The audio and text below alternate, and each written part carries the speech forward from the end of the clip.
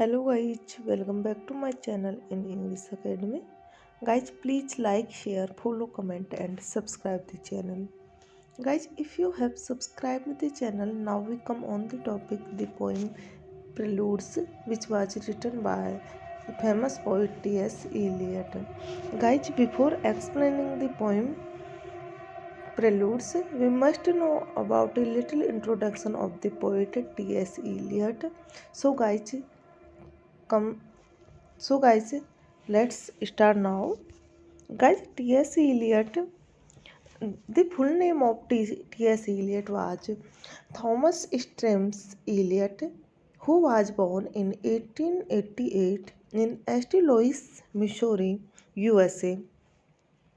He was educated at Harvard University, the Sorbonne, and Merton College, Oxford.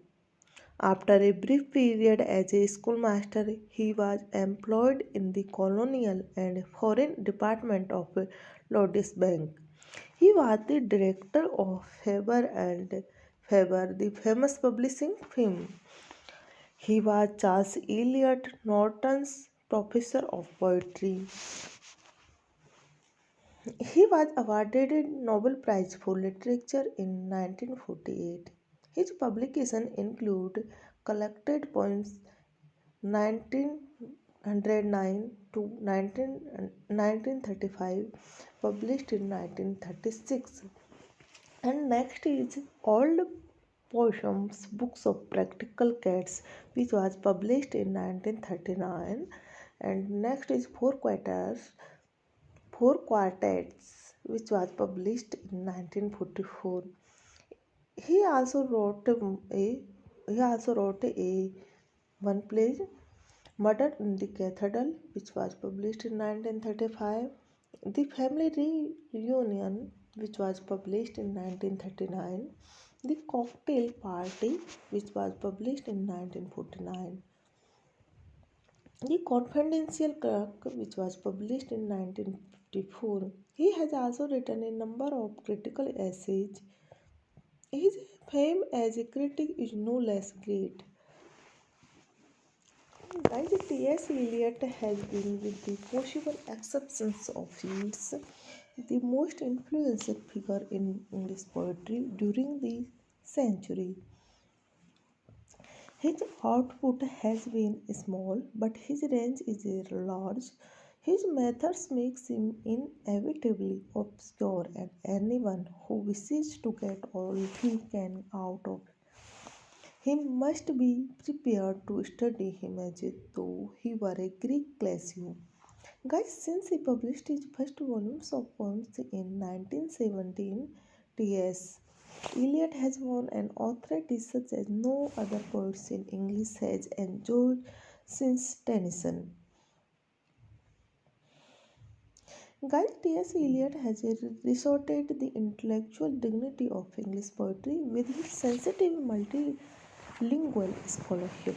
He has contributed more than any other modern writer to framework of ideas within which English poetry, past as well as present, is read and interpreted.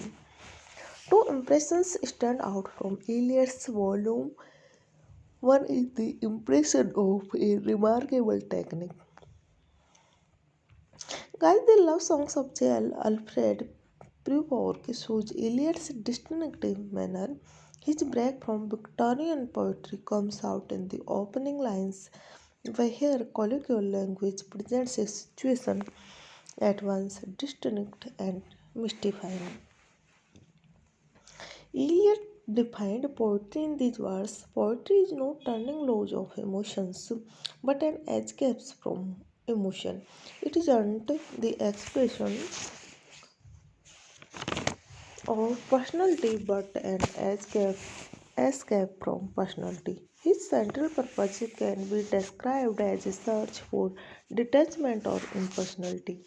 His ideal of impersonality is ambiguous, but it's clear. It stands for an intense effort to pass through a baffling, oppressive sense of unreality, to free himself of it by converting it into mood of detached contemplations. Guys, T.S. Eliot insists on a poet's obligation to transcend his private self by loyalty to the traditions of European literature as a whole, for which he needs the historical sense. Guys, one sign of Eliot's mystery is his having perfected a new form of verse resembling Langland's measure and challenging without being destructive to a modern ear. It might be called a poised measure distinct alike from verse libre and irregular blank verse. Guys, after discussing of the poet T.S. Eliot, we must know about the little introduction and theme of the poem, the preludes. Guys, the preludes are four in numbers. The first two preludes were composed in 1910 at Harvard. The third and fourth preludes were written in Paris in 1911. Although the preludes were written at different times and places, yet they are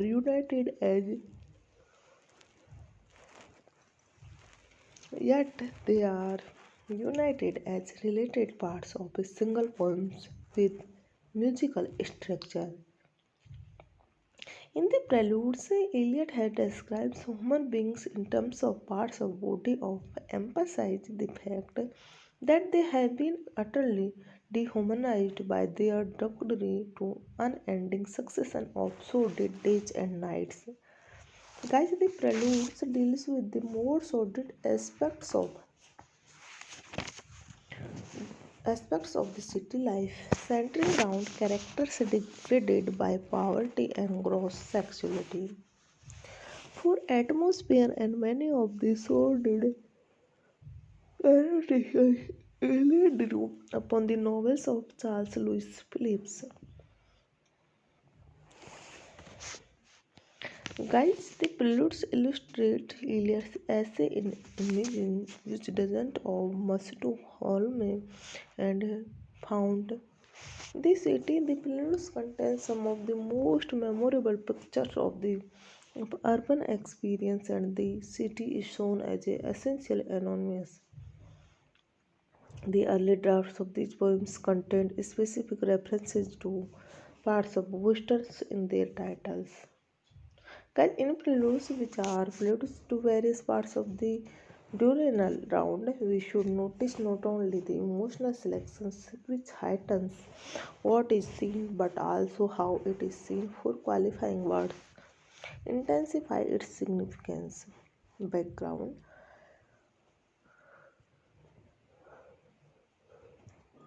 Is the theme and style of the poem new?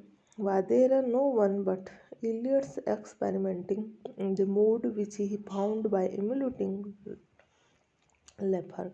Had not other men observed the appeals of the fourth militant side?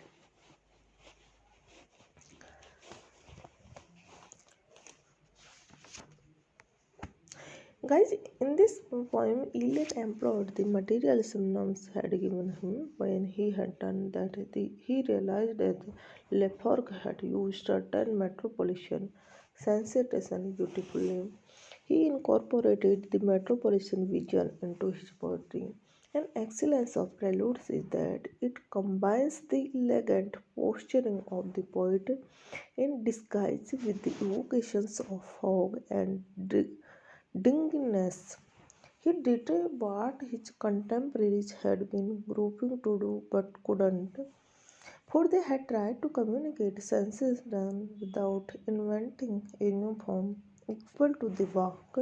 They had felt the potentials of the form city, had thought the exiting rhythms, exiting stanzas shapes would quicken simply because the material was new.